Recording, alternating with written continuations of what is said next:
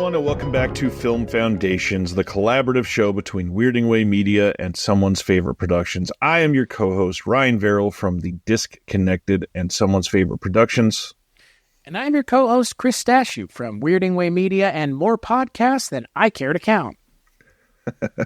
On this show, we ask and answer 4 separate questions about a given topic that is surrounding either an actor, director, franchise, or a micro-genre. Our job is to entice you to broaden your horizons on film, to encourage you to travel down film tangents, and for you to sit next to us as we drive down side roads that you may never have traveled down before otherwise. We have no guest again today. It is just the two of us talking about somebody that is near and dear to my heart specifically. We are covering the animation specifically director, even though he's done a little bit of dabbling in some live action and a couple of his things. We're talking about Mr. Don Bluth.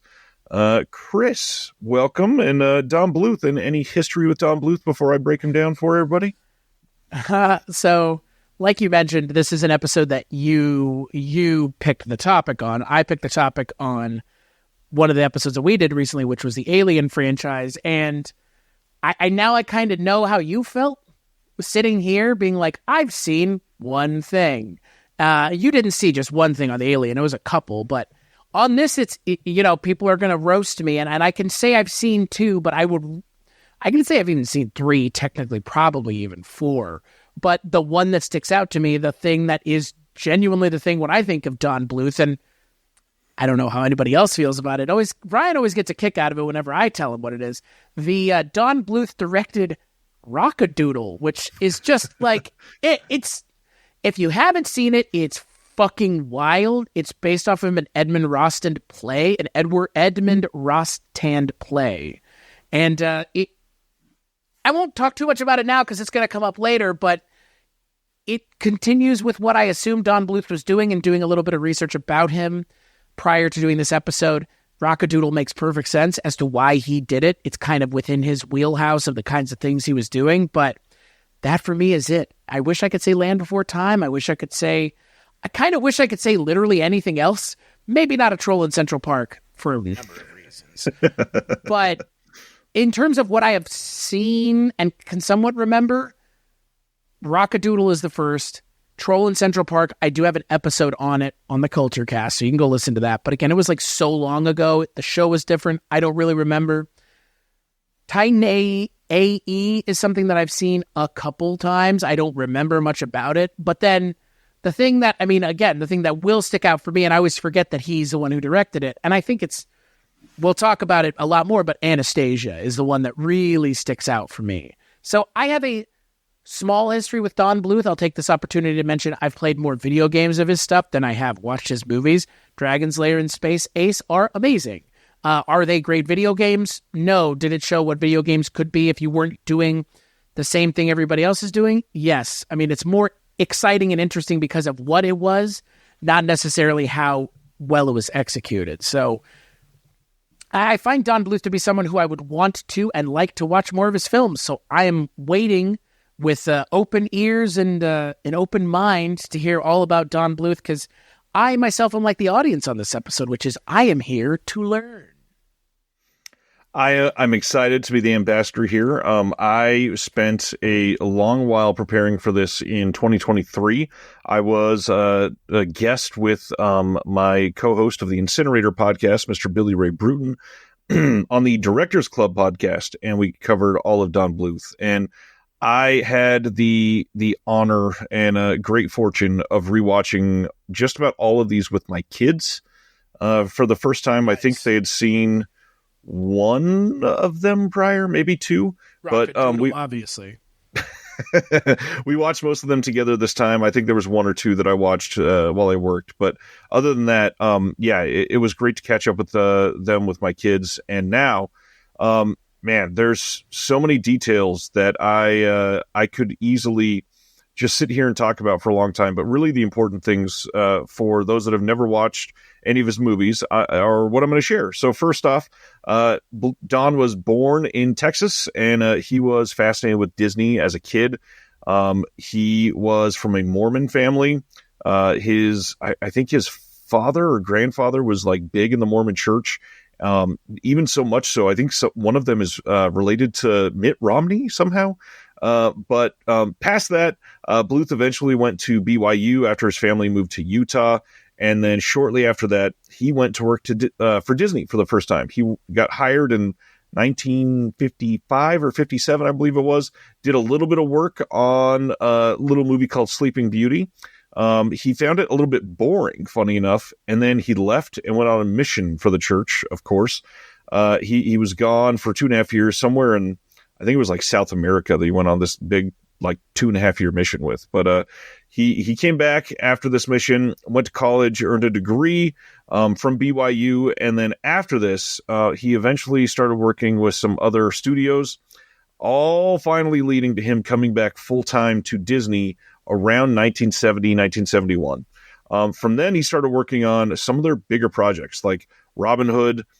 He worked on Winnie the Pooh and Tigger 2. He worked on The Rescuers. He was directing animators alongside a whole bunch of the people that had been with Disney for a long time. He started working on stuff for Pete's Dragon. And then in 1978, he started to step away a little bit. He was working on a short for Disney and on the side, kind of working on his own short. This short is called Banjo the Woodpile Cat, and I believe you can find that online to stream right now. I watched it last year as part of this.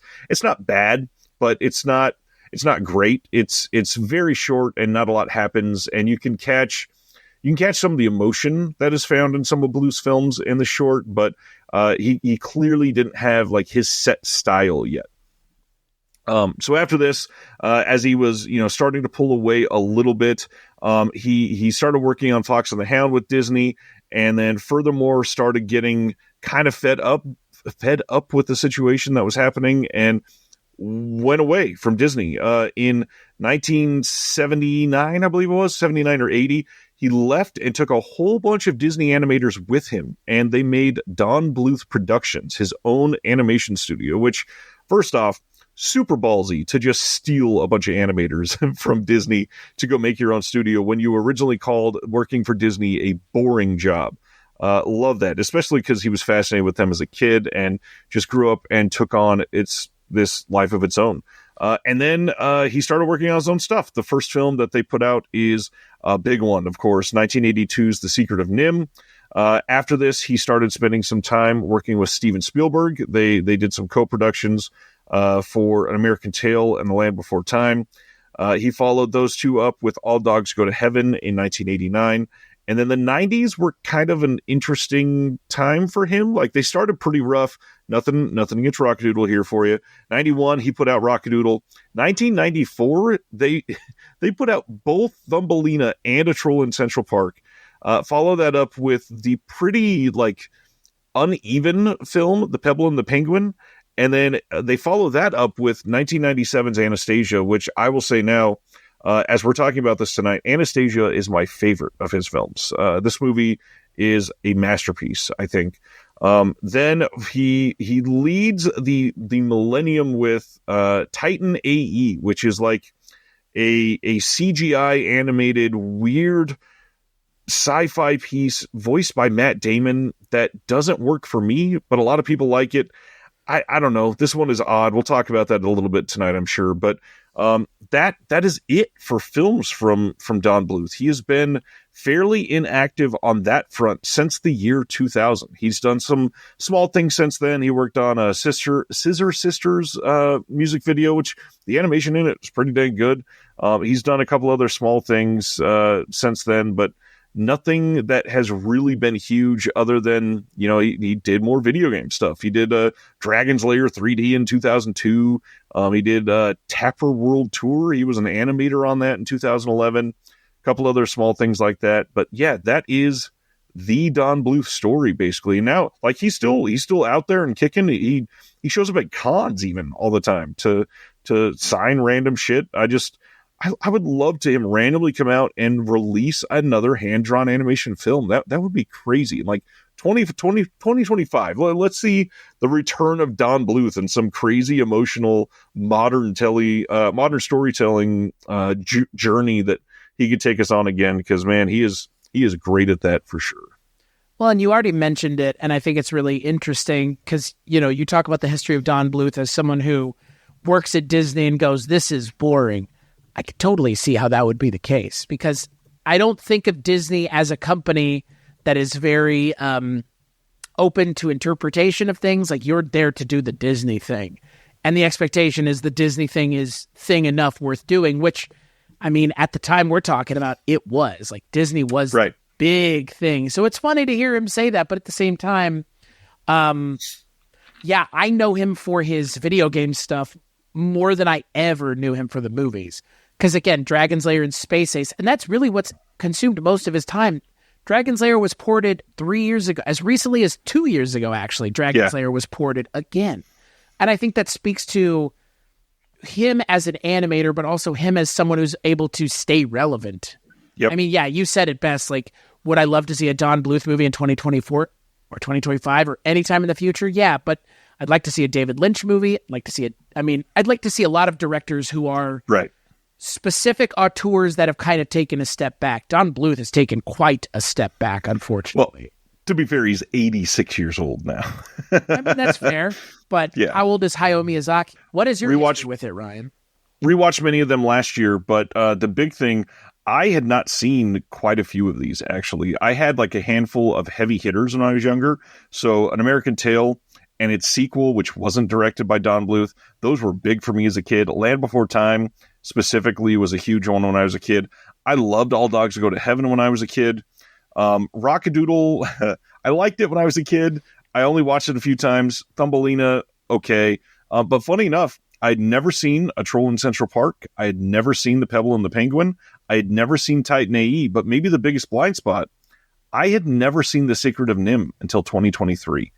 And watching that for the first time was mind-blowing, because you could see this is like predating all of the other stuff that I'd loved growing up with animation, but it has the foundation for what was going to make his career for the next 30 years or whatever. It was so like steeped in everything that makes something specifically a Don Bluth film, which I'm sure we're going to talk about when we answer this very first question. But it's wild to see somebody come and work for Disney, which Disney clearly, they push their own style. They have very specific very specific animating guidelines, and Don Bluth goes the exact opposite for all of his stuff. So it is nice to see somebody, the moment he walked away from Disney, immediately have his own style instead of letting some of that bleed into what he was doing.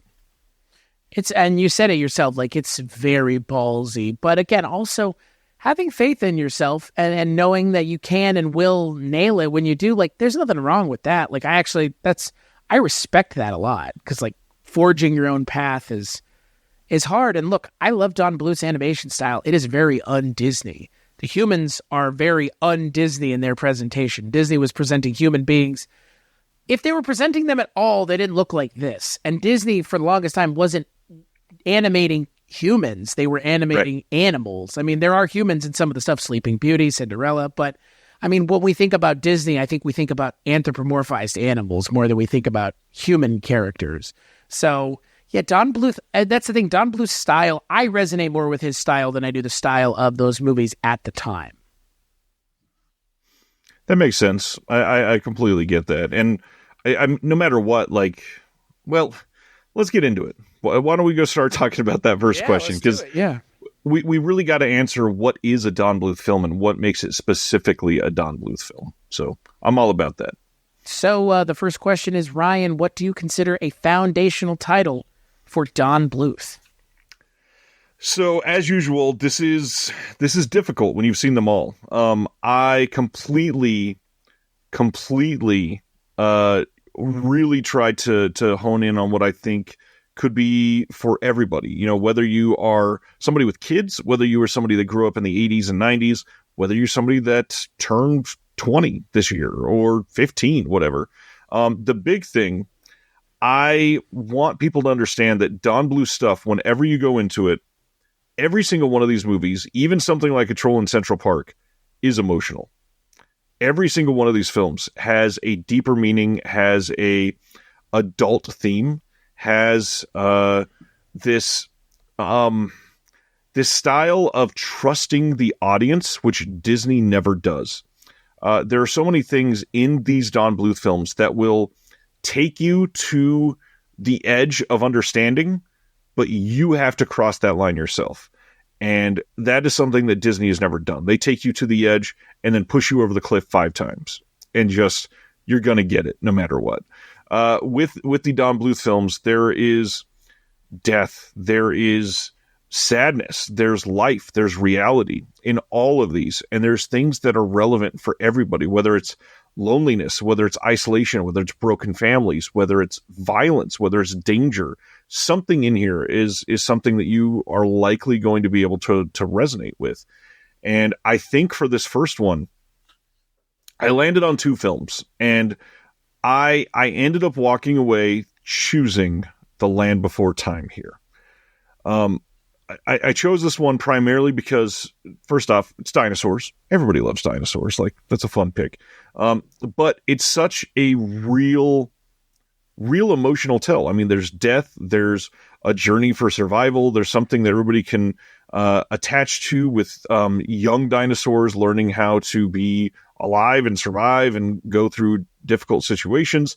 But it's one that also had this long-running franchise, has nothing to do with the first film, really, but it's something that most people will have understood through the zeitgeist at some point, and it's a masterpiece. I mean, this movie is so well drawn and so well written, and then beyond that, honestly, Don Bluth didn't write this one even, but it's directed superbly as an animated film. That it's one that if you've never seen any of these movies, I don't know that you can do better than The Land Before Time, considering what the film is about. And for anybody that hasn't seen it, it's literally just a story about a family of dinosaurs that need to survive. And they are trying to go on a journey to find where they can survive, essentially.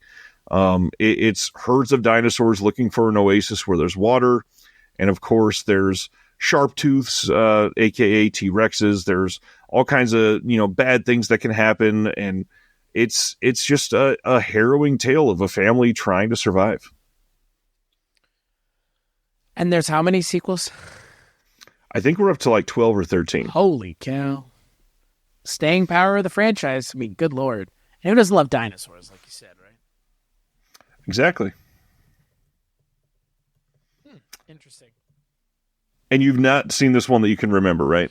No, I've seen the sequels because I've seen the one that has the little purple T-Rex in it. Right. But I've probably seen the first 5 minutes of it, but yeah, this one is definitely a blind spot for me. And then I guess this is where we throw out the little bit of trivia. I'm sure you've heard this one about the actor that voiced Ducky in this. Have you heard that? God, we need to go around that bend? Because here, let's just depress our audience about this. Why not? That was beaten to death by her father. Yeah, great. Yeah. Yes. All right, so now that that's out of the way. Land Before Time, everybody. Jesus. Yeah, since you haven't seen this one, I get it. It's just an iconic film. I think that some of these others are really great, and I don't think you would be off-put by any of them. Well, there's one or two that you might technically be off-put by and say, I never want to see another of his films, but maybe we'll discuss that in the next couple questions. I want to hear you talk about the foundational film for you. So it is not Rock-a-Doodle, just so we both know. And it was never going to be. And mine's a little bit of a cheat, but I'll say why mine's a cheat. I think that this is the best thing that Don Bluth has ever made. And I actually think it's the best Disney movie not made by Disney, which I think gives away what my answer is pretty easily. Anastasia is the movie I've seen more than any of them. It's a movie that genuinely scared me when I was a kid. Christopher Lloyd is pretty scary in that movie. It's very Disney adjacent. I think it's a little bit more mature than a Disney movie is. Like you mentioned, Don Bluth kind of asks something different of his audience that Disney does.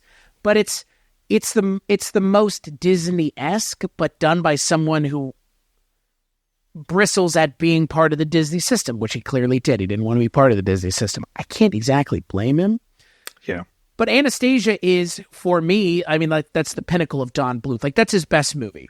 It's so good you would think it's a Disney movie. And Disney movies, I mean, Disney princess movies are the pinnacle of those kinds of movies. Disney made them. Nobody makes them better than Disney other than the one time Don Bluth did.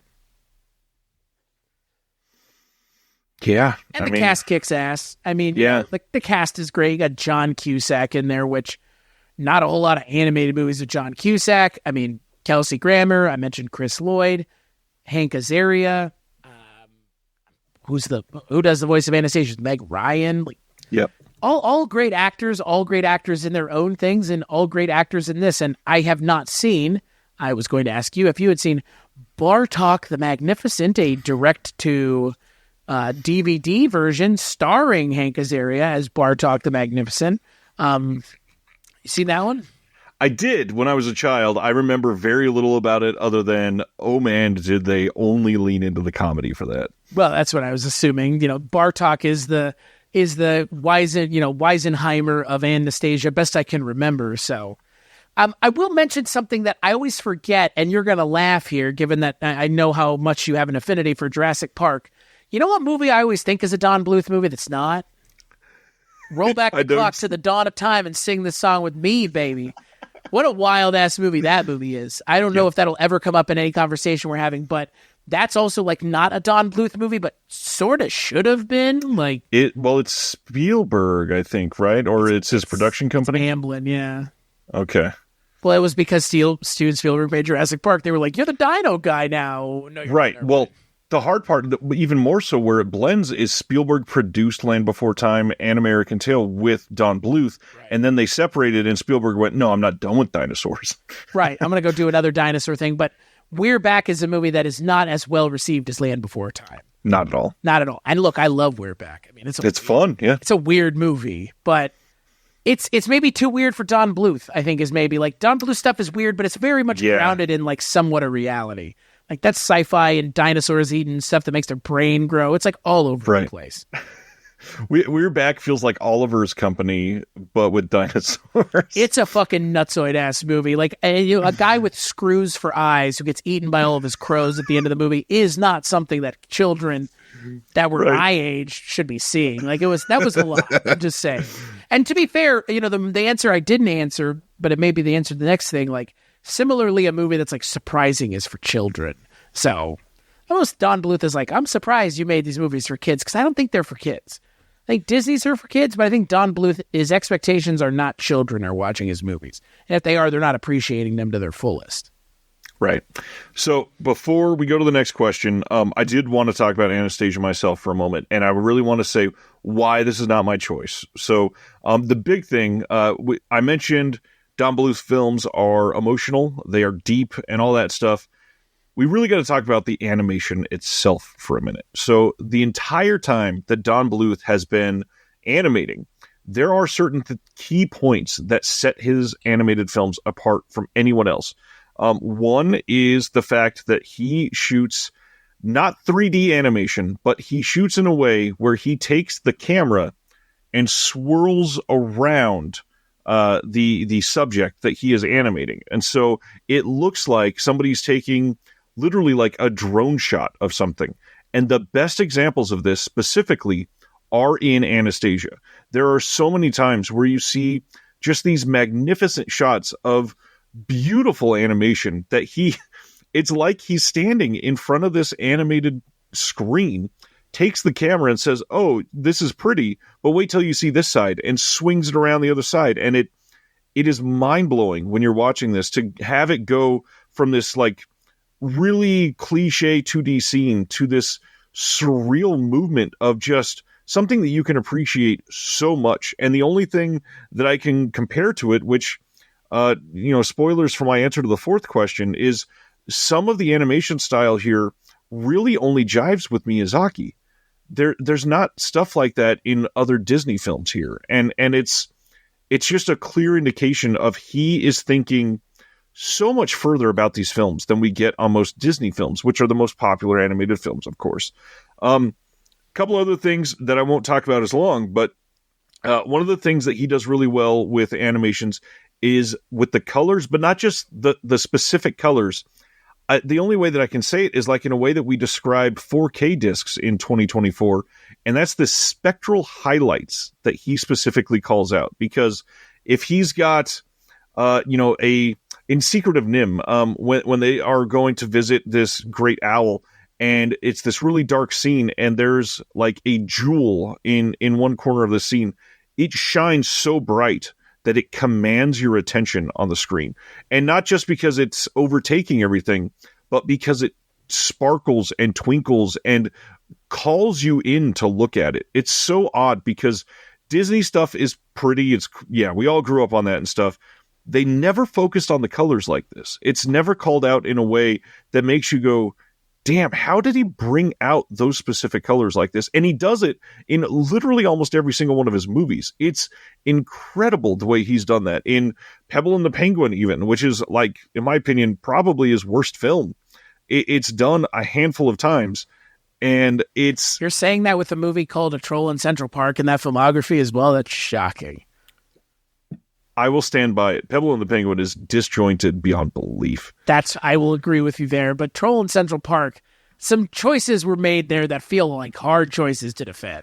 Yeah, it's a lort to watch. I get it. But... it's a lort of a lot. The Charles Nelson Riley of it all is just. I love Charles. I Nelson love Riley. him too, but like I don't think kids like Charles Nelson Riley. Is more my point. No. Yeah, so the spectral highlights are a big thing. The way that he treats animals, and very specifically, like, he views certain animals as evil all the time. Like I mentioned, the owl.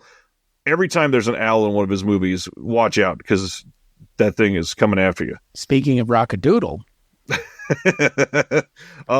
So there's something just so specific about his animation. I wanted to call it out, but like I said, Anastasia is his masterpiece. I don't think it gets any better than this. I think the voice acting is top-notch. The animation itself has never looked better. Very specifically, if you've never seen it, when you go watch it, the train crash scene in Anastasia will blow your damn mind. If you are not paying attention up to that point, set everything down, lean forward in your seat, watch that scene, rewind it a couple times, and just marvel at the way that they animate this in a way that, I mean, first off, again, this was made for kids, and they animated a realistic train crash sequence in a beautiful way. Like, that scene is shockingly good. I mean, I haven't seen Anastasia in a while, but also the ballroom scene has made an impression on me. I mean, it's great. Anastasia's just... It's one of the, I mean, again, like I said, it's one of the movies that Disney wishes it had made, because now they can never make that, and they can't have a Russian princess. Not that I think they would at this point, given the climate of the world, but I mean, it's interesting because, to your point, like it outclasses Disney even. Right. I just don't think that was enough to sustain, because it never can be unless you're making one thing every 5 years, which, I mean, with animation, it is that not that slow of a turnaround, but it's not a quick turnaround by any stretch of the imagination. It can be, which is why it's shocking that in 1 year, in 1994, how do you produce Thumbelina and A Troll in Central Park? Like, clearly they were working on it since Rockadoodle was done, probably, but to have them both in 1 year, it feels like a bit of a misstep, and maybe, I mean, they're both kind of not great. Thumbelina's decent, but Troll in Central Park is a waste, and you really, like... Maybe if you put a little extra time into it, maybe it could have been a little bit better. I don't know what the pressure was to get it out, whatever. But I don't know. That's a weird time in his career. Well, and you said it. Thumbelina and A Troll in Central Park, they look very similar. Yeah, talking about the same thing. They're kind of. You wouldn't be surprised if Lort showed up in Thumbelina or vice versa, because again, like it feels a very similar world.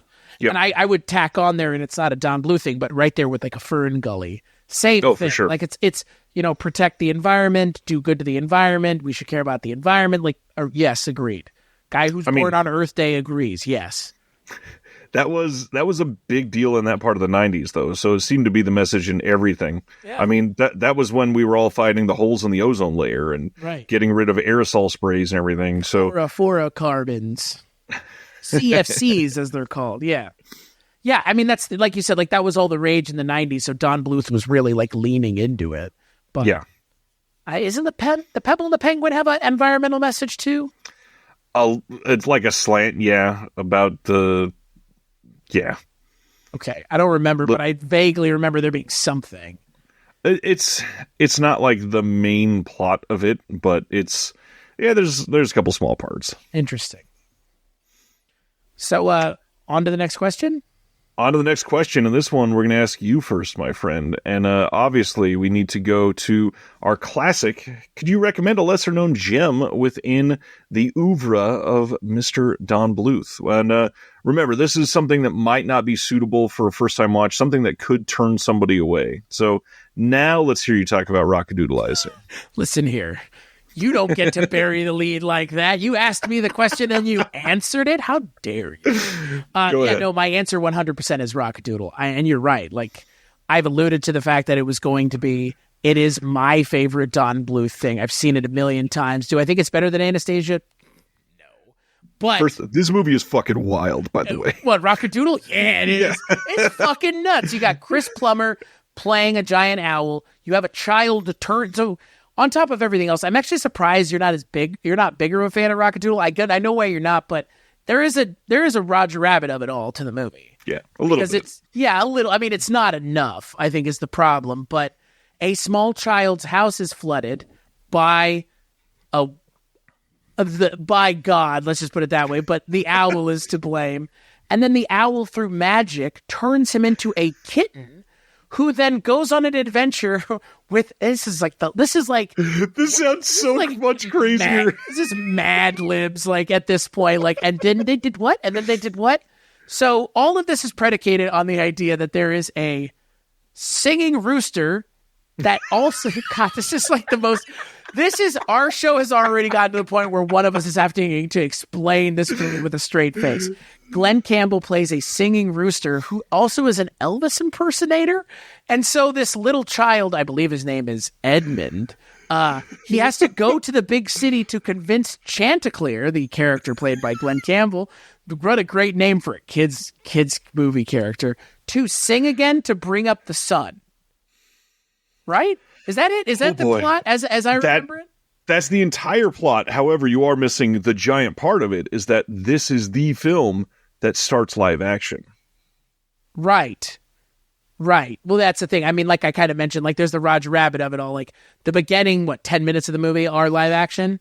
I don't even think it's full 10 minutes. It's probably like 6 or 7. Yeah, and then the end of the movie goes back to live action. It's very Wizard of Oz. I mean, imagine if instead of in Wizard of Oz, she went to a land where it's Technicolor, the kid goes to a land where he's animated as a cat. As a small cat. Yeah, it's, and oh, by the way, and not only have we mentioned, obviously, Glenn Campbell's in there, Chris Plummer plays the Grand Duke of Owls, Ellen Greene is Goldie, I mean, you have Eddie Deason, I mean, you have a lot of, you also have Charles Nelson Riley, you got plenty of people who have been in other things doing voices, but to your point, not the starting place for a lot of people, because if you can't tell, it's fucking insane. Like, genuinely, it's like we're back as far as I'm concerned. Like, who the fuck was on cocaine when they came up with this? Because it's just like, and this, and this, and then this, and this too. And it's like, when did we stop at the Glenn Campbell Elvis, the Glenn Campbell Elvis singing? Because, oh, by the way, the original play, there's nothing to do with Elvis. Right. At all. Actually, the play, as it were, I don't think is even remotely adapted by the movie. I think the name of the character in the movie, Chanticleer, is the name of that play. But it is a weird movie. It is a scary at times movie. And look, Chris Plummer doing the voice of an owl is pretty great. I mean, Glenn Campbell, it's like the only animated thing I could think he's in, and he's essentially just playing himself as a rooster, which is, again, bizarre. You know, it's such an odd sentence. Kids' favorite, Glenn Campbell. Like, again, and that's why I think I agree with you wholeheartedly. Like, it's Don Bluth was never for kids. Like, no kid is going to be like, Chris Plummer and Glenn Campbell, sign me up. Like, yeah, right. Kids don't give a shit who voices their characters. They don't even want to meet the people that voice the characters. They want to meet the character.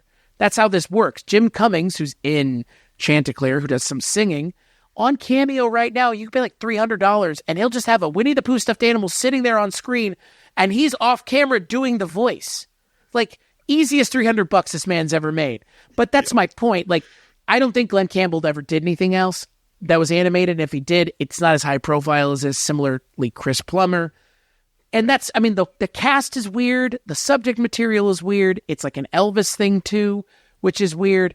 If you're into weird stuff, particularly things made of a certain time and place, Rock-a-Doodle is your movie, because it is about as weird as Don Bluth will ever get, as far as I'm concerned. Most things Don Bluth does are rather straightforward. This movie is, like you said, it's a lot. It's all over the place. And when it works, and when it doesn't, it really doesn't. It's true. This movie is fun to watch. It is not what I would qualify as a great movie. This is obviously one that sticks out from his filmography, not only for the live action aspect, but it's one of two films in his filmography that are just fucking weird. Like, they feel so out of place, and I'm not against it. I'm fine with the experimentation. I'm glad he didn't focus on it. But sure. It's it was an odd time in his career, and that's probably what led to that period in the 90s, because with the two like off the wall batshit movies, you follow that up with this weird like treading water period in the early 90s, and then he comes out with Anastasia. And so I feel like, I don't know, I feel like he was building up towards Anastasia for so long. It came out, and then all of his creative juice was gone, and all he had left was, well, let's try sci-fi with Titan AE, and it doesn't work. But this is such an odd filmography. But yeah, this and the one before it, just batshit films. And that's, I mean, we'll get right to it since I'm already alluding to it. My pick is the other batshit movie in his filmography, which I got to be honest, I don't love. I think the reason I'm suggesting this as the appreciated gem that most people, if you've not seen this, it probably should not be the first film you watch. I'm going to go with All Dogs Go to Heaven. So I don't love this movie. Specifically on rewatch last year with my kids, it was, why are my kids watching this movie? The movie where the dog gets murdered is not the film you want to show your kids? So it's so much here, Ryan. It is so much worse than the dog gets murdered. Right. So for anybody that hasn't seen this or has not seen this in a long time, let me try it's the latter I'm feeling for most people. Let's try to do this the way Chris just did for Rock-a-Doodle. So there is a dog named Charlie who is at the dog pound.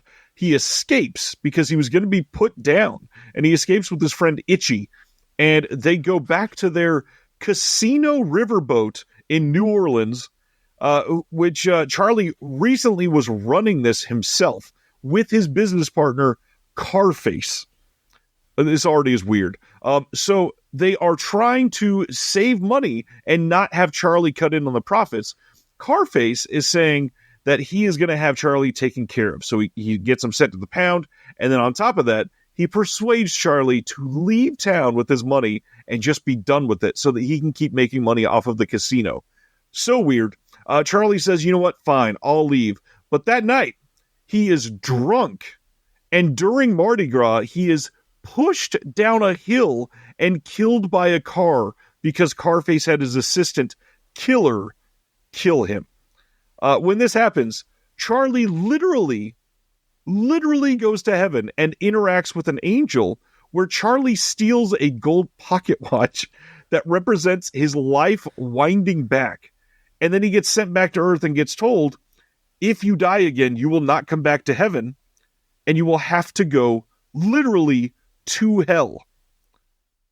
So they go back to Earth, and he finds Itchy again. Some more here? That's like the first third, my friend. Oh, God. He gets back to Earth, and he finds his friend Itchy and says, hey, I'm not dead anymore. Look at me. And they find later on that they find this girl that Carface has kidnapped, a human girl, because she can talk to animals.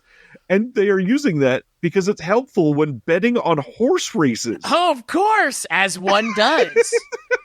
So they're going... The fuck is going on here, man? Itchy, Charlie, and this girl are going to horse races the next day, and they end up stealing the wallet from a family and understand that they are literally just orphans, essentially. They're not with anybody. It's a child and 2 dogs, one of them named Itchy, at a horse race. And one of them undead, by the way. One of them's literally fucking the undead live again. Like, so they're at this horse race. Somebody, Charlie steals the wallet, and things just start to go off the rails. That wasn't off the rails yet. The child named Anne-Marie, she gets mad at Charlie for stealing the wallet. She understands that she was being used for all this, and she grows up very quickly and starts to fight it. It gets real bad. I'm not going to go into every single plot point, but there's literally a hell cinematic in this movie. A Lake of Fire hell cinematic in All Dogs Go to Heaven. And so all of that being said tonight, it is a singular, weird animated movie. By the way, didn't even mention the cast in this yet. Our main character, Charlie, is voiced by none other than Burt Reynolds, who literally sings in this movie. We don't get Charles Nelson Reilly, but we do. Charles Nelson Reilly is in this smaller part. But the bigger one, Dom DeLuise, plays a really big part in this one, of course. With Burt Reynolds, of course. With Burt Reynolds, of course. Yeah, fits right in. This is an oddly voiced movie. It's an oddly cast movie. The animation is pretty, but again, not a child's movie in the least bit. And yet we all watched this when we were like 6 years old, and we're like, ha ha ha, the dogs are in hell. Ha ha ha. Like, that is so fucking weird, first of all. But now, let me turn it a little more sinister and odd. Thinking about this in a 2024 lens, Don Bluth, from a very Mormon family, is telling a heaven and hell story about animals directed towards kids. Kind of like optics and that aren't great. Fear-mongering them into making different choices. That feels weird to me. That being said, as a curio piece, this movie has to be seen to be believed. Like, I remembered watching this many, many times as a kid, and watching this as an adult when I hadn't seen it in 25 plus years was just what the fuck after what the fuck. This movie is insanity. Yeah, I've never seen it, but it sounds essentially like Rockadoodle. Just like, hey, we got all this time, and we got all this money, and we got this weird fucking idea. Hey, and who can we get? Oh, Burt Reynolds, Vic Tayback of all people, for fuck's sake. Like, we'll get Burt Reynolds to sing. Yeah, I mean, Vic Tayback's in it. God. And then, oh, by the way, and I think it kind of bears repeating, given that we've talked already about movies made after the originals come out. There's a All Dogs Go to Heaven 2. And you know who they replaced Burt Reynolds with? I don't remember this. Charlie fucking Sheen. Which honestly feels like a completely different movie that now I want to watch as well. I mean, that's properly cast. Yeah, boy, it sure is. And not only is it Charlie Sheen who's recast, but Vic Tayback is recast as well. His character, the Carface character, is played by Ernest Borgnine in the sequel. Which odd. It's just so insane. Dom DeLuise does return, though, for any of you. Thank goodness. Yeah. I've never seen it, and I always get it confused with, what the hell is that movie called? Rover Dangerfield? The one where it's just like the dog Rodney Dangerfield? I know actually exist, folks. Like, I know I talk a lot about physical media, but just a few months ago, Rover Dangerfield got announced on Blu-ray from the Warner Archive collection. And it was so much fun to see everybody go, oh my God, I forgot this existed. You just unlocked so many memories. I think about that dog, Rodney Dangerfield, way more than I should, especially him adjusting his tie. Right. It's just a dog adjusting his tie saying he gets no respect. And it's like, you're literally just animated yourself. You're just a dog, but with the eyes and mannerisms of Rodney Dangerfield. Okay. That's the thing. Like, at least with Don Bluth stuff, for the most part, the person voicing the character doesn't get in the way of what the character looks like, which is a thing from time to time. I mean, the owl doesn't look like Chris Plummer. Glenn Campbell's Chanticleer kind of Glenn Campbell adjacent, but that dog in All Dogs Go to Heaven looks nothing like Turd Ferguson. Can you imagine that? Just like him. What would it be like to have Burt Reynolds in an animated movie? Like, so bizarre. That makes me want to watch it now because I didn't realize Burt Reynolds was the lead in that movie. Again, the lead, and he sings. Burt Reynolds singing in 1989 as a drunk casino-owning dog. Think about that. He doesn't even sing in The Best Little Whorehouse in Texas. Right? I know, when he does it for the dog movie.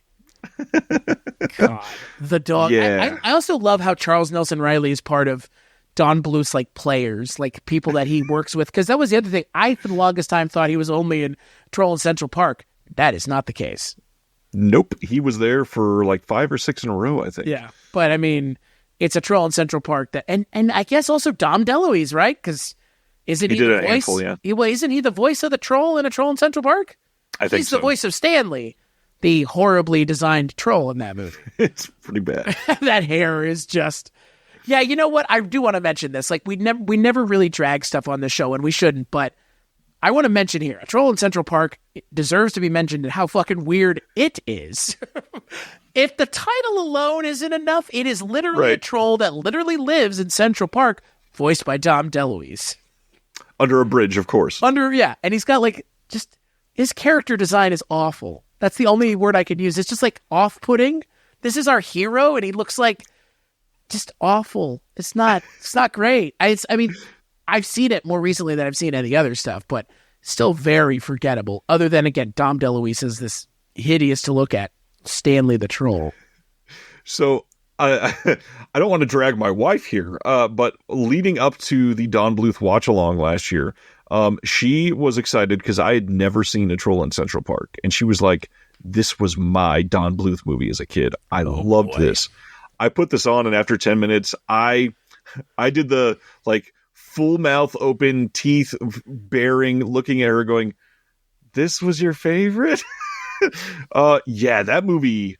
Not good. The weird conceits in that movie with like the growing flowers and God, that movie. I don't even know how to. Man, he makes some choices. That's for sure. Yeah, and that I mean, honestly, that's a really great takeaway. His stuff is so unique, and it stands alone from everything else around that time. Yeah, I have not seen anything like a Troll in Central Park since that movie came out. It is uniquely its own thing.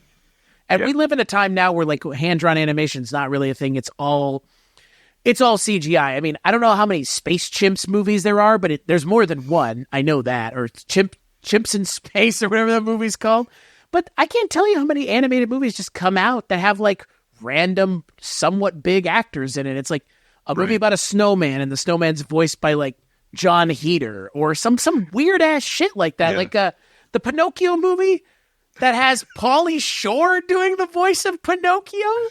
What in God's name? What did I stumble into here? But Don Bluth was like ahead of it as far as I'm concerned. Like Disney, it took a while for Disney to get like prestige actors doing voices in their stuff. At least like the level of like A-list talent. I mean, I'm not saying people that did Disney voices weren't, but they're A-list in a different way, like Thurl Ravenscroft, all those kinds of people, like the voice actors for Disney.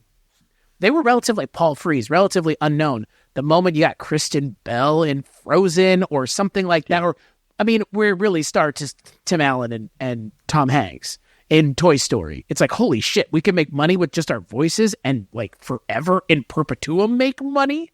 But Don Bluth was doing it first. I got to give him there's another piece of credit that goes to him. It's like he was doing the celebrities as dogs first, or, you know, whatever the fuck you want about troll, a dog's partner that kills people, apparently. Fucking nightmare of a movie. What a nightmare for children that must have been. That's why we're all so fucked up. Because that was a movie that our parents were like, yeah, this is a movie you should totally check out. Dogs in Heaven. What's wrong with that? It's an animated movie with dogs. Oh, and don't worry, they also go to hell. Oh, yeah. Well, hey, man, I'm game. If you're going to show us heaven, you might as well show us dog hell. Do they show us dog Judas, though? Is there a lake of fire with like a frozen dog? Dogs in it. Oh, there's Judas. There. Oh, God. There is a lake of fire, and there's like a dragon in the fire. It is worth it to see this. Okay. Interesting. Yeah, I of all the things we've talked about so far, it's definitely high up on the list because it sounds just about, if not more batshit than Rockadoodle for sure. As an adult, it is weirder than Rockadoodle. Interesting. Okay. I will have to check it out then. It's at the top of the list.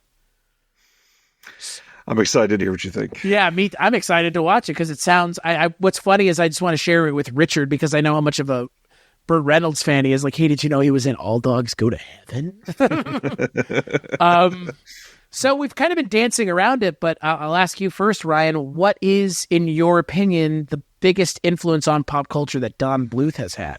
I know you were kind of seeing what you were thinking about your answer might be here, so I'm very curious. I kind of have an answer. It's more of an aside than an answer, but I'm curious to hear what you have to say. This one is interesting because you could say, like, this is, other than the ones that are solely made for adults, like your Ralph Bakshi's, this is the animator for adults of the 80s and 90s, essentially. And it's not even just for adults, obviously. These all work for kids at the exact same time. It just works on a different plane. So I could have ran with that. But I think the more important thing here that really hit pop culture, and I don't think he gets enough credit for this, is Don Bluth left Disney in 1979 or 78 or 80 or whatever that was, and stepped away and did his own thing. And from 1979 through 1988, he absolutely killed it with The Secret of NIMH, An American Tail, and The Land Before Time. He had 3 back-to-back-to-back bona fide, incredible hit films. These movies were astonishingly well made, great stories, had a positive reaction and all that.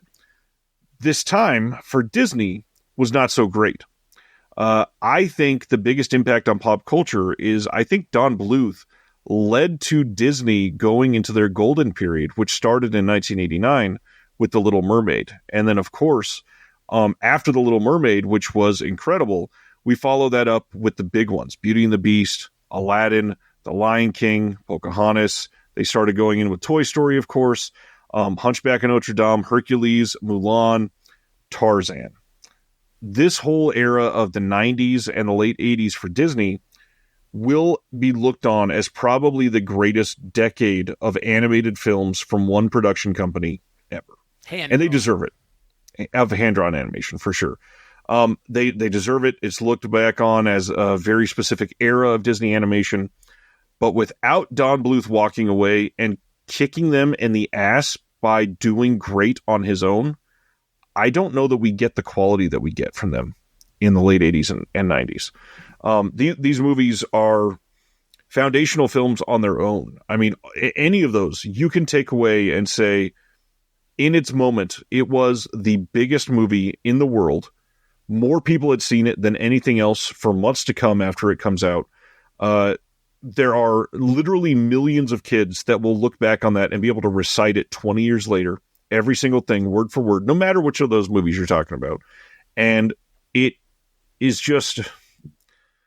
so hard to even accurately explain how big the animated Disney films of the 90s affected everything else. Is it, though? We can look to the fact that Lion King just toured in the city I live in. That's what I'm saying. But that's fucking, I think that, to your point, that is a proof positive of those, right, of how important, Beauty and the Beast, Aladdin, Little Mermaid, and Lion King, Disney, if Disney made nothing else, those 4 movies, alone, make the 90s for them in a way that, you said, it's very hard for anybody now to understand. It's imagine if Frozen 2 came out within a year of Frozen 1, and because those movies were immensely successful. But it's hard to fathom in this day and age something like that happening, because the hand-drawn thing is just not a thing. But the level at which they were operating is just insane. Yeah, it's insanity to look back on that period of animation and say, without Don Bluth leaving, what would Disney have done?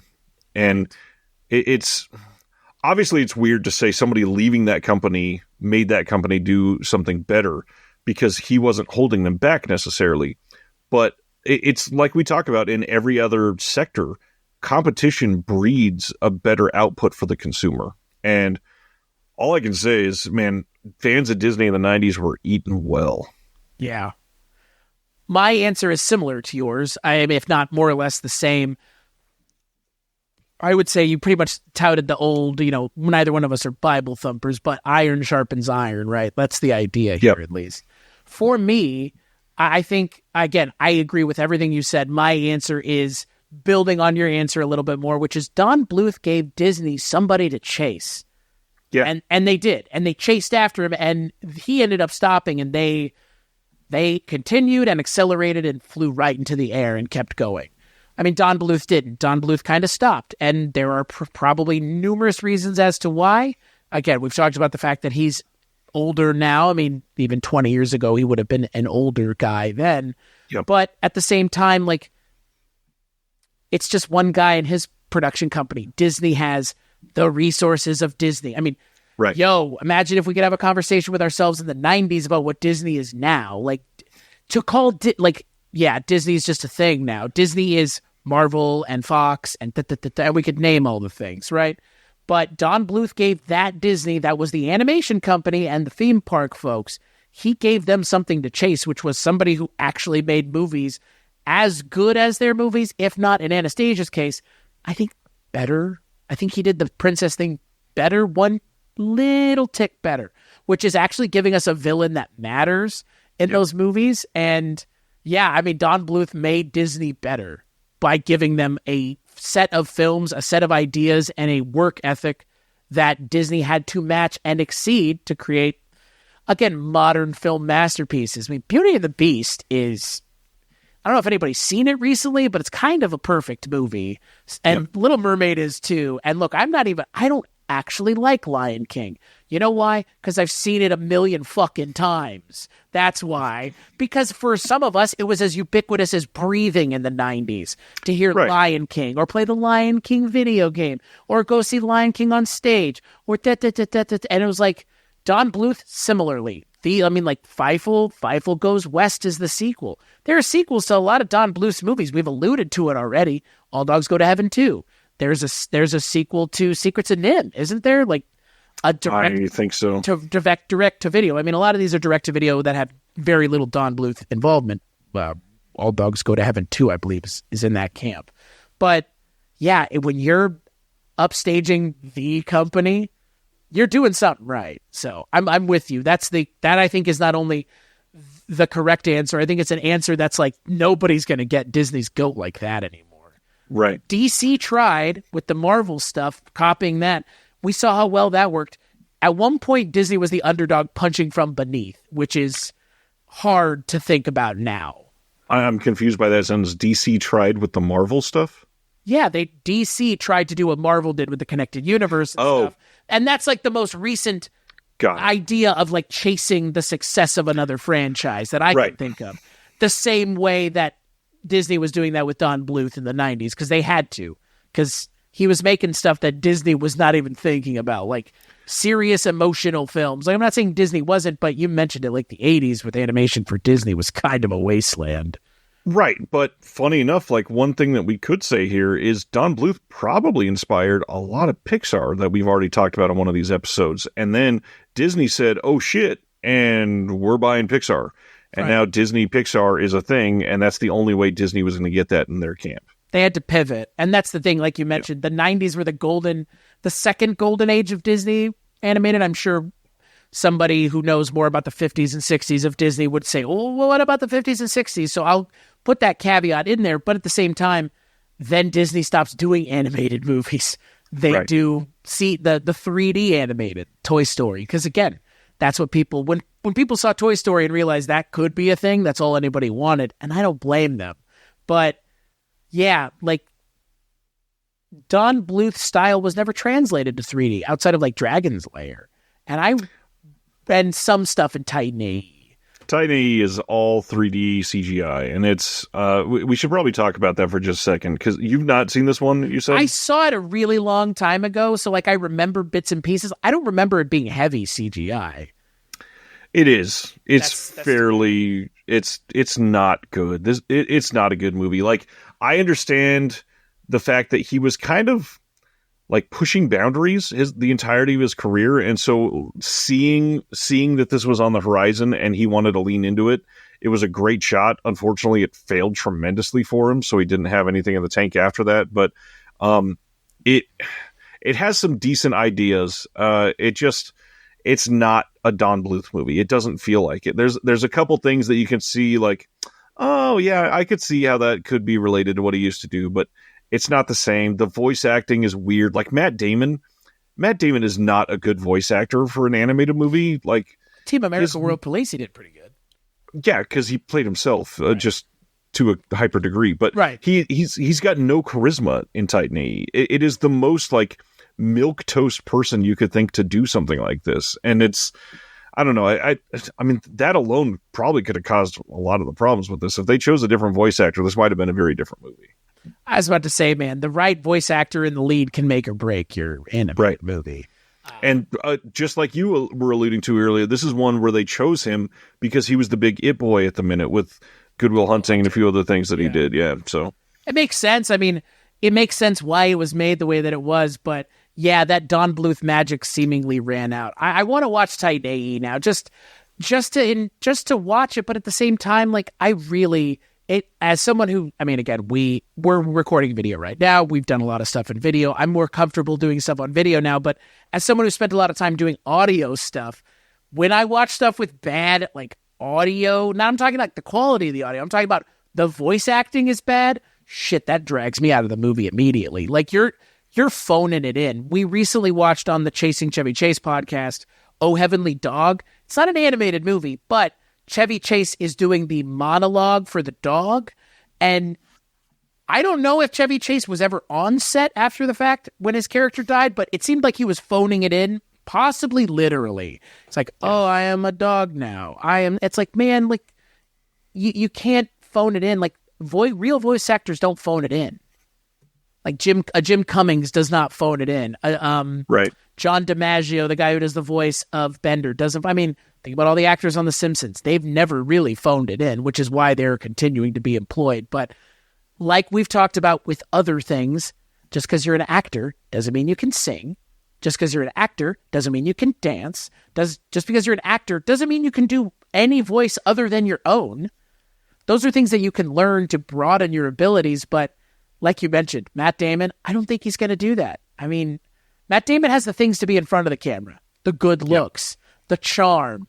Putting him as a voice actor kind of takes away what the appeal of Matt Damon is intrinsically to begin with, especially Matt Damon of like, what, early 2000s? Yeah. Peak good-looking young Matt Damon? Yeah. Not a great period. No. Especially not for voice acting. I think almost anybody else could have made this better. I always think about Ronda Rousey doing the voice of Sonya Cage in the most recent video game, Mortal Kombat. Oh my God, what are you thinking? Or Megan Fox being cast again. Like, why? Or, I mean, again, I don't know how you felt about this, but to bring this section to a close again, or maybe to be the bridge to the next question, but I think it's more of a thing that stays here. Don Bluth is effectively, you could make the case, he's the reason Chris Pratt plays Mario. I mean, again, why did they cast Chris Pratt to play Mario? Not because Chris Pratt is Italian, not because he does a good Mario voice, not that he's played a Mario a day in his life. I'm not sure he has. Goombas, but he's Chris Pratt. And Chris Pratt doing Mario is fucking something I want to see. I didn't know I ever wanted to see it. Same with Matt Damon, same with Burt Reynolds. Like, there is a novelty to it that Don Bluth clearly understood. And that is a good thing. And maybe it wasn't the novelty. Maybe he's like, look, these are movies just like anything else. So, of course, I'm going to cast actors who are working, not necessarily just voice actors. So, true that. I guess that leads to our fourth question then, my friend. What's a cinematic bridge to Don Bluth that somebody might want to be walking across? And I'll throw mine out there because I alluded to it earlier. I think the closest thing to Don Bluth is Miyazaki films. The animation style is there, but the bigger thing, they're emotional adult stories that are delivered in a way that can also be delivered for children. They trust the viewer to connect things that you're not going to connect always. They trust you to be able to make decisions about their characters without being force-fed motivations for some of those characters. They're still fantastical and supernatural and scary and well-drawn and all of that, but they are deeper than a princess chasing a boy type stories. Right. I mean, I think my answer is very similar in kind of a different direction. I would say if you are a fan of Ralph Bakshi and the wild movies that he makes, Don Bluth is like Ralph Bakshi light. He doesn't embrace the kind of subversive politicalness of the genre. He doesn't. I'm not saying Don Bluth doesn't have something to say, but I think Don Bluth says it better than Bakshi in a lot of his stuff because Bakshi just goes for it, to say the least. I love Ralph Bakshi's interpretations of The Hobbit and The Lord of the Rings. Those are a lot of fun. And I would say that if you're a fan of those things, Don Bluth might be something you want to check out. Though I would wager, similarly to Miyazaki, like I feel like if you've seen Miyazaki, you have seen Don Bluth. The hard part is Miyazaki, most of it has come after Don Bluth was out of his golden period. Right. So it is quite possible that if you've seen all of Miyazaki, you haven't seen any Don Bluth. On the other hand, if you've seen Bakshi, you've probably seen Don Bluth stuff. And to be fair, I would say the Miyazaki thing is also a great comparison because I would contest Miyazaki movies dubbed in English are a fucking travesty. Specifically, Ponyo. Talk about people that are, I believe Matt Damon's in that movie, I believe, who plays the father, and Tina Fey plays the mom. Howl's Moving Castle has Christian Bale doing the voice. He's awful. He's terrible. It's just like the worst casting possible. He's so stilted and boring. And when I think of these weird novelty casting decisions, Miyazaki's English dubbed versions have that in spades. Like they were casting really big names to be in those movies because of the prestige of the Miyazaki films. And Don Bluth was kind of at the forefront of that, saying like real actors need to be in my movies. I want real, well-known well-known actors that you have seen, not necessarily well-known voice actors. Because, we could go back and forth. I don't know how many voices we'd get to with people that work in voice acting. Jim Cummings, Billy West. I mean, plenty of people. I mean, J.K. Simmons for the longest time was a voice actor. He does the voice of the Yellow M&M still, which is still a nutsoid thing to me. But that idea of like animation is not just for voice actors, it's also for actors, I think is important. I don't know if we've gotten to the point where it really meshes as well as we want it to. Because like even something like Across the Spider-Verse, a lot of those actors aren't necessarily actors. They're kind of a little bit of both. They are known for several different things. And I think that is kind of where we're finally at the point where we know how to do this, which is don't cast big name actors to carry your movie, cast them to be in it, like a Nick Cage, like a Jake Johnson. They're not the main characters in those Spider-Verse movies, but they're there and they add some color and some flavor. And I think that was what Don Bluth was trying to figure out. And I think that he, like other movies, you could come into it and see, well, this is where this kind of came from. But other people have done it, I think, a little bit better, but it's still a very hard hill to climb. Well, and I mean, that's exactly when you compare the Disney animation of the 70s and 80s to the Don Bluth animation of the 80s and the voice acting specifically, Jim Cummings can do Winnie the Pooh. He can't emote. And the actors that are your Dom DeLuise and your Charles Nelson Riley, they are playing these roles because you can hear them get riled up. You can hear when they're smiling while saying a line. You can hear while they are upset. You can hear that they are embodying not just the character itself, but the emotions behind them. And so for many of these, like for those of us that love films, you've probably seen many of these videos of them doing the voice acting and seeing them literally portraying emotions with their hands, with their bodies, and moving in a way that you can see, they're literally acting the part. Even though it's just an animated film, they're only required to do the voice. They're giving it their all. Yeah. And I'm not saying voice actors don't do that, but voice actors have a different expectation for what they're doing. Right. Yeah. And I totally agree. I think Miyazaki's a good choice. I think Ralph Bakshi's a good choice. Different ends of a similar spectrum, and I think Don Bluth is for sure the center there. Yeah. Time-wise, too. Do you ever think there'll be another Don Bluth? Is there like a current person doing this? Like Miyazaki, we kind of alluded to, he's retired and then unretired. Animation's just kind of weird now, right? Like I would say it's almost like an owl, what's that called? Centaur world. Like animation doesn't necessarily exist anymore on film. It exists on television. Like when I think of animated things that I've really enjoyed in the last couple of years, that Harley Quinn show on DC, right? Like Centaur World, which is like way more endearing, and like heartwarming of a show than I thought it would be when I started watching it. But like, what's really sad is like animation is seemingly like not the thing it used to be anymore, which is such a shame. It's like really relegated to television and short form. I hate to say it, but I think a decent pick here for who is a modern version of that is probably John Lasseter. Yeah, or Brad we don't need to go down that path. Brad Bird is close. He's done some masterpieces. What he did with Ratatouille is stupid. Like, it should not have been that good. Both of the Incredibles movies are pretty good. But that's what he's done. He hasn't done a ton yet, but Lasseter, man, he's got quite a few of those Pixar titles. Yeah, for sure. No, you're right. I am thankful that someone else has carried the torch. I just wish it had been hand-drawn animation. You know, Same. It's unfortunate. It's like the switch from practical to CGI. I mean, you love the thing that has a little bit more warmth and reality to it, but you saw this coming from a mile away that it was going to change, and it had to change. So, unfortunately, and I get that it's cost effective and all that fun stuff, but I mean, for those of us that love hand-drawn animation, like, the fact that you can go buy a cell of animation from your favorite film, fucking cool. You can't do that with a Pixar film from 2017. Nope. I can buy cells from the original Teenage Mutant Ninja Turtles TV show, which I've thought about doing plenty of times. And because it's one of my favorite things, so I get it. Like, there is something more tangible about hand-drawn than there is CGI Pixar, which, again, not drawing away from it. I bawl like a baby at the end of Toy Story 3, just like every other millennial does. But something about hand-drawn animation just smacks different, as they would say. Hits different. Fully agree. I now that we're kind of wrapping up, I did want to throw out, I know we haven't said a whole lot about The Secret of NIMH or An American Tail. Both of those movies are also masterpieces, top tier, Don Bluth.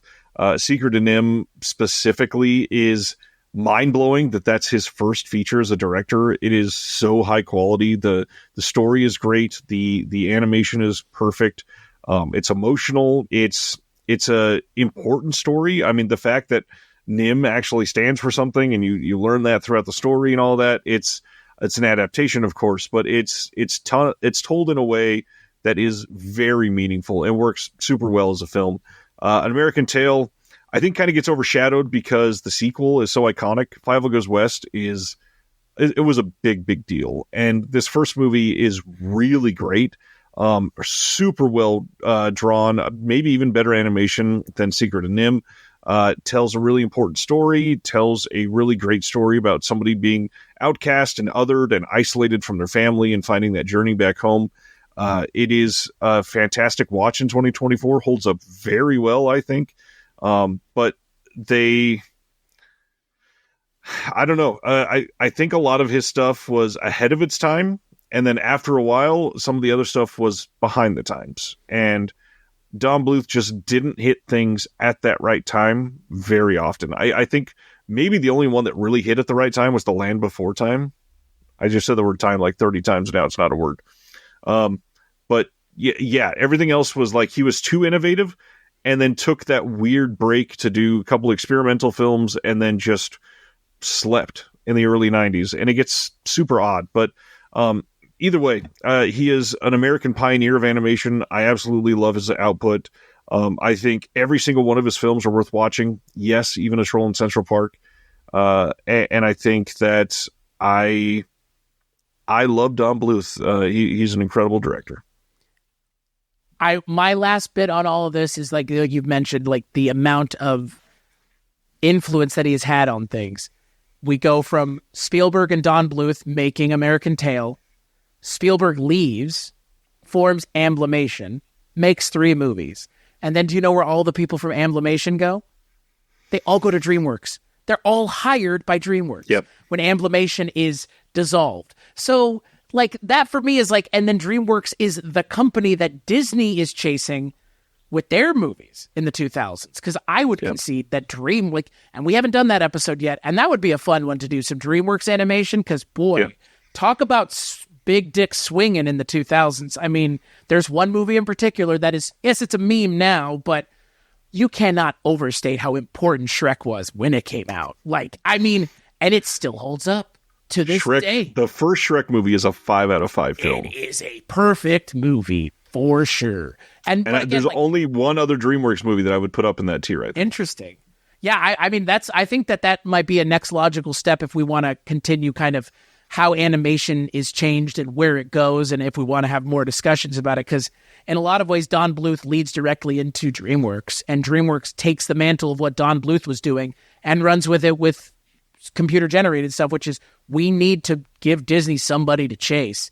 And I don't know of any movie bigger than fucking Minions, because Minions is a DreamWorks thing, and God, just Despicable Me 10 now or whatever we're on. Like, I mean, again, like, there you go, right? Like, Don Bluth did the thing, and then other people did the thing too, which is stand up to Disney, which at one point it's not as big of a deal as it is now. Let's just put it that way. Now anybody willing to do it is a big deal. But in the 90s, it was like, holy shit, this guy's doing the Disney thing better. All right, can anybody else do it? Oh, these guys who made Balto can? Okay.